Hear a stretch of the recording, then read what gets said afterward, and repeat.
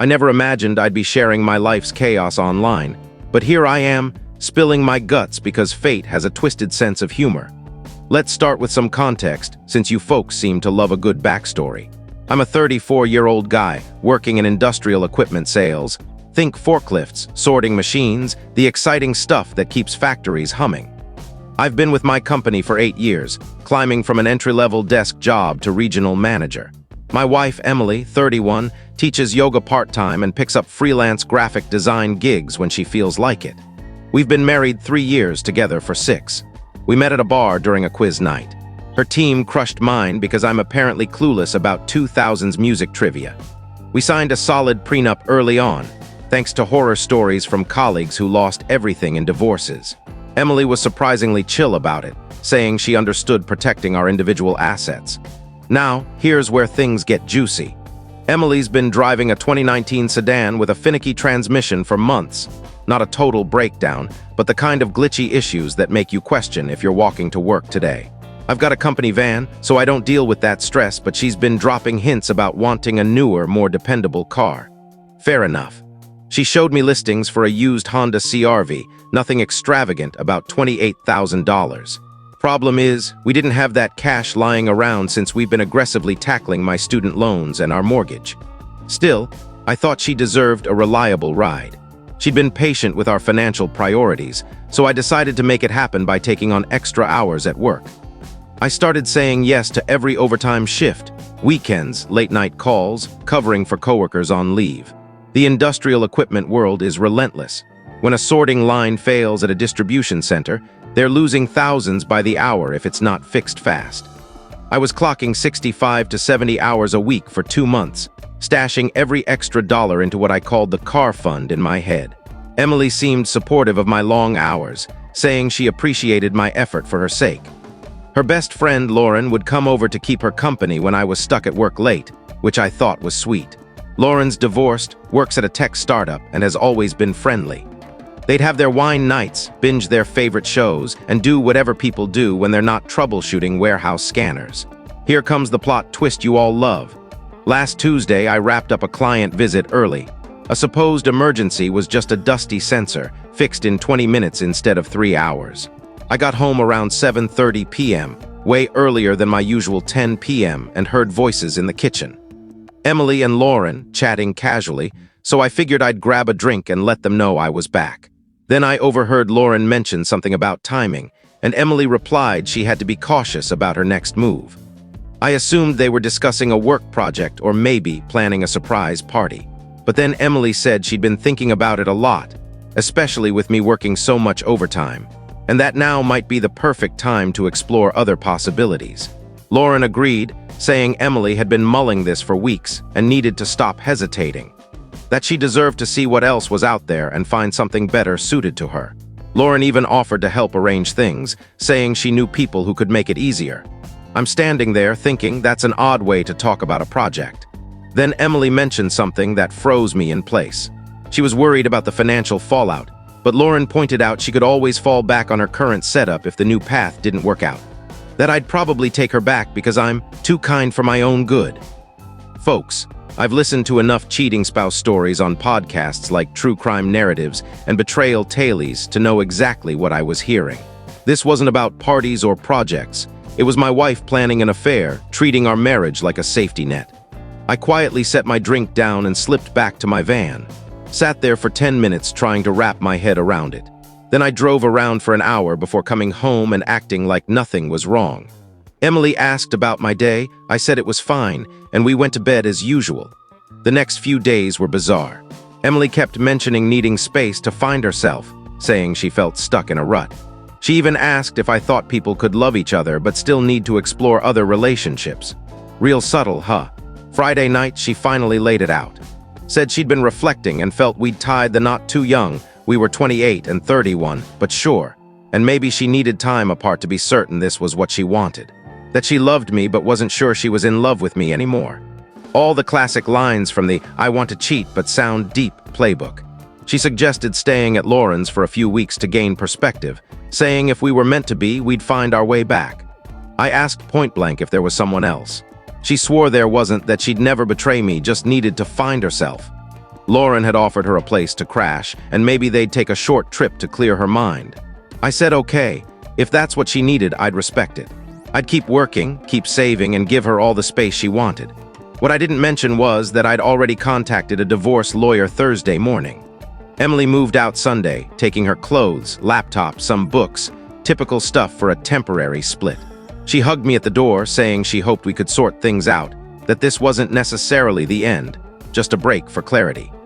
Monday, I went to the bank and transferred all our savings, including the $12,000 car fund, into a new account in my name only. The prenup gave me every right to do so. Her name wasn't on my work accounts, and I left the joint checking account alone except for rerouting my direct deposit. Tuesday, I had divorce papers drafted, simple, no drama, citing irreconcilable differences. The prenup made it clean. We keep what we brought in, split house proceeds if sold, no alimony. Wednesday, Emily texted asking if I'd thought about us, and if I was ready to talk about fixing our relationship. I said I'd been thinking a lot and was open to a conversation. Could she come by Thursday evening? She seemed thrilled, saying she'd been reflecting too and was ready to discuss our future.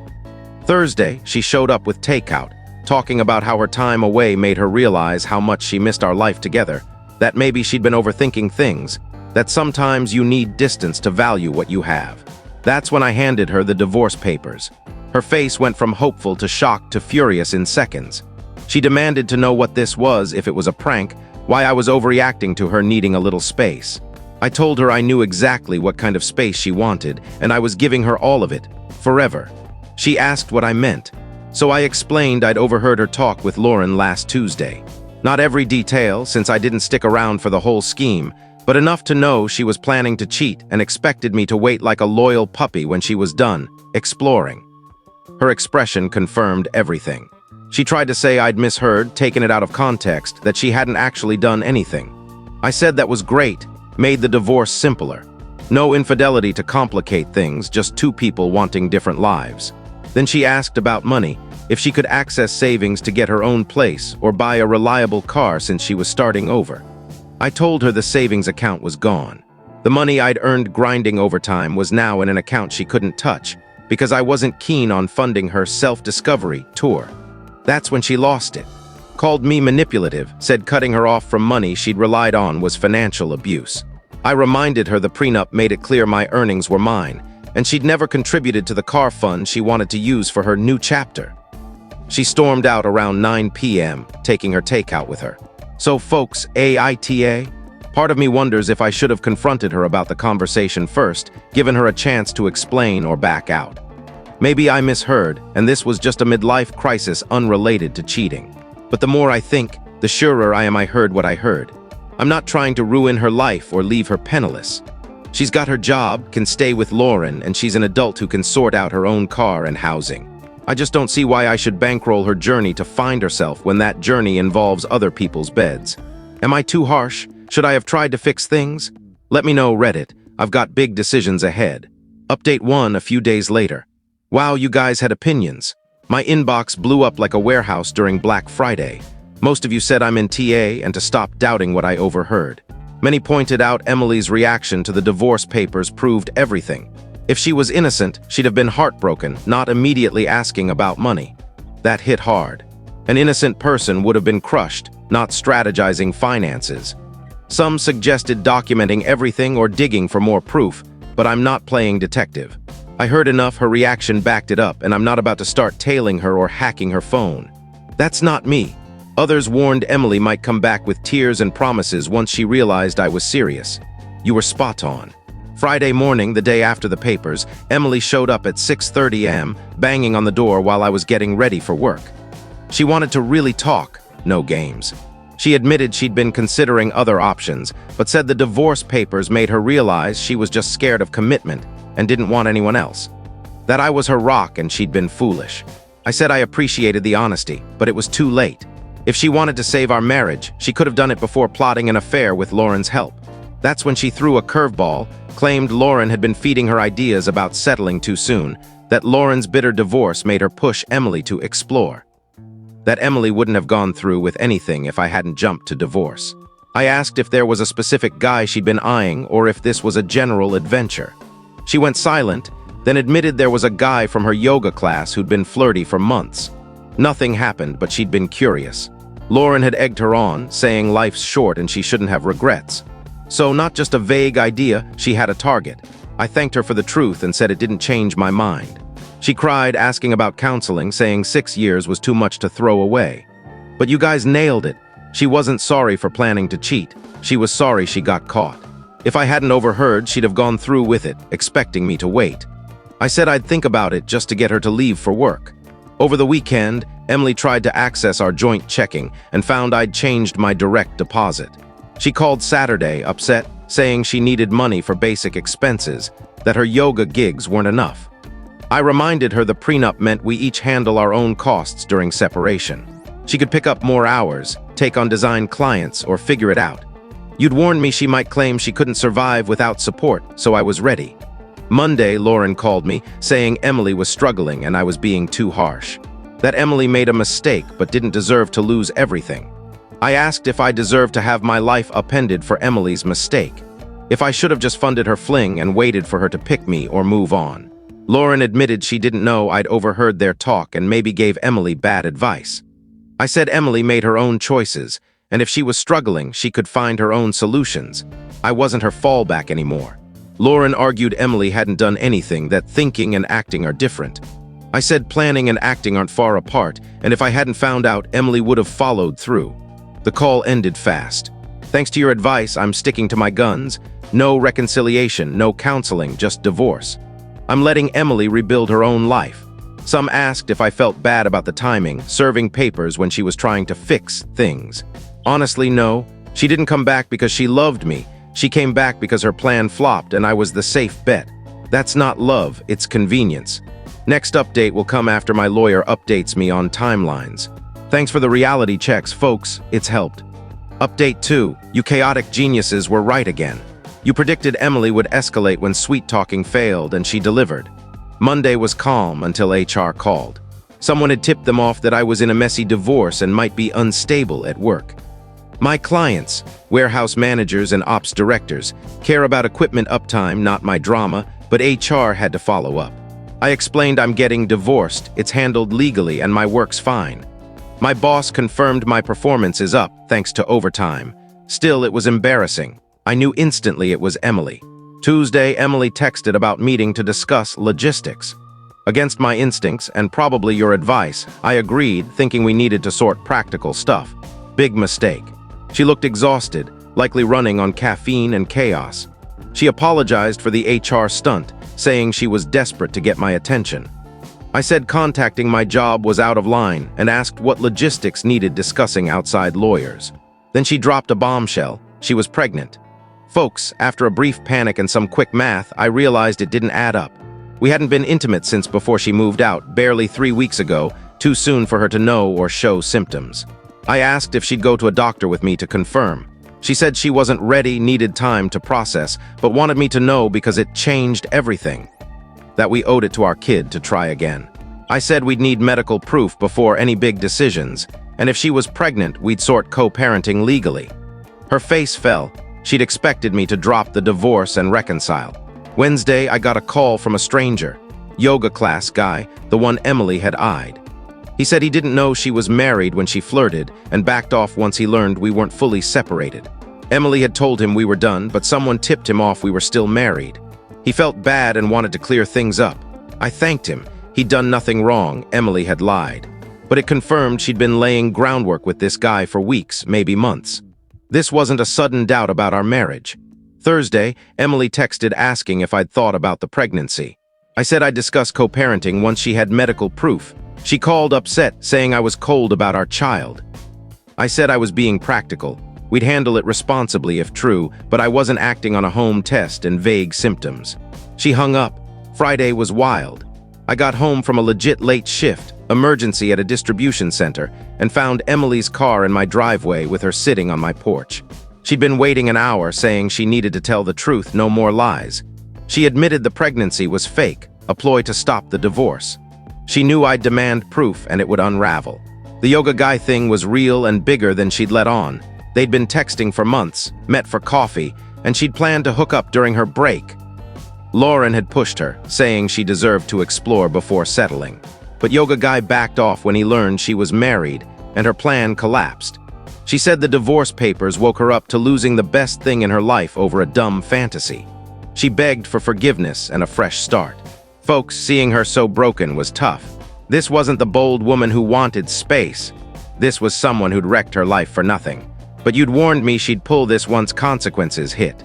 That I shouldn't let guilt override the core issue. She planned to betray me and expected me to wait.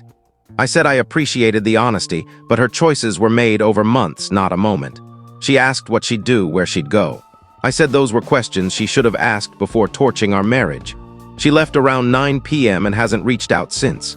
Lauren called Saturday, saying Emily was crashing with her and in a bad place. Asked if I was happy ruining Emily's life or if I'd show mercy. I said Emily ruined her own life and I wasn't going down with her. If Lauren was her friend, she'd help Emily move forward, not guilt me into saving her. Lauren called me cold. I said I was realistic. The call ended fast. Divorce is moving forward, no more fake pregnancies or job meddling, and I'm the bad guy for not playing fallback husband. Your advice about staying firm and spotting manipulation has been gold. It's tempting to feel bad seeing Emily so upset, but you're right. She's not sorry for hurting me, just for facing consequences. Thanks for keeping me sane. Update 3. I thought things were calming down. Cute, right? You warned Emily wouldn't go quietly, and she proved it with a vengeance. Monday, my lawyer called. Emily filed a motion claiming I was hiding money and requesting temporary spousal support. She said I drained joint accounts, leaving her unable to survive. My lawyer wasn't fazed. The prenup protects me, and I have proof the money was my overtime earnings. But it means more fees and delays, likely her goal. Tuesday, my mortgage company called about my plans for the house. Someone claiming to be both of us had asked about one spouse taking over the mortgage. It wasn't my lawyer. Emily had called, using our case number, which she shouldn't have, and posing as Mrs. Johnson. She never took my name, asking about refinancing. They couldn't share info without authorization but wanted to verify with me. I clarified she wasn't authorized and was likely fishing for house rights despite the prenup. Wednesday got weird. My neighbor, a retired librarian in her 70s, flagged me down. A young woman had come by asking if I'd been arguing loudly, if other women visited, or if I seemed controlling. She claimed to be a social worker checking a domestic issue.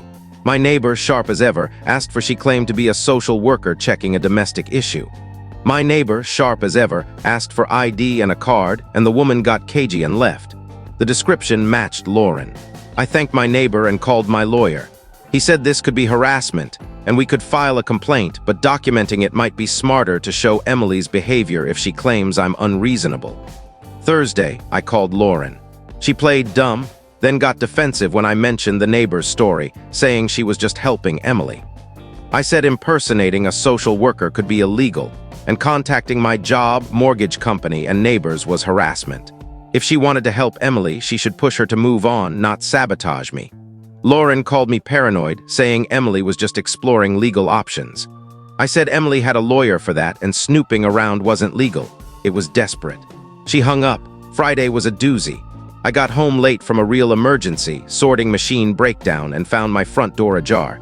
I've seen enough crime shows to know better than to walk in. I called the police from my van. Officers checked the house. No forced entry, nothing stolen, but I found Emily's house keys on the counter. She'd let herself in, looked around, and left them. No note, just keys. I told the police I didn't want a report yet, but wanted it noted she'd entered without permission and returned the keys. An officer said divorces often spark surprising behavior and suggested new locks and a camera. Saturday, I changed the locks and installed a doorbell camera. Monday, my lawyer had mixed news. Emily's spousal support motion was denied. The prenup held, and the judge didn't buy her hidden assets claim. But her lawyer requested an extension for financial document review, meaning more delays and costs. My lawyer said this is typical in messy divorces. Emily's likely hoping I'll cave to avoid fees. He asked if I wanted mediation or to push through. You guys have been clear. Giving in to manipulation breeds more. I told him to see it through. So, Emily's gone from fake pregnancies and job interference to sleuthing and unauthorized entry. Lauren's playing fake social worker. I'm learning divorce unlocks creativity you'd never expect. Thanks for grounding me, folks. Your warnings about escalation and staying detached have been lifesavers. Without your reality checks, I might have fallen for Emily's tears or Lauren's guilt trips.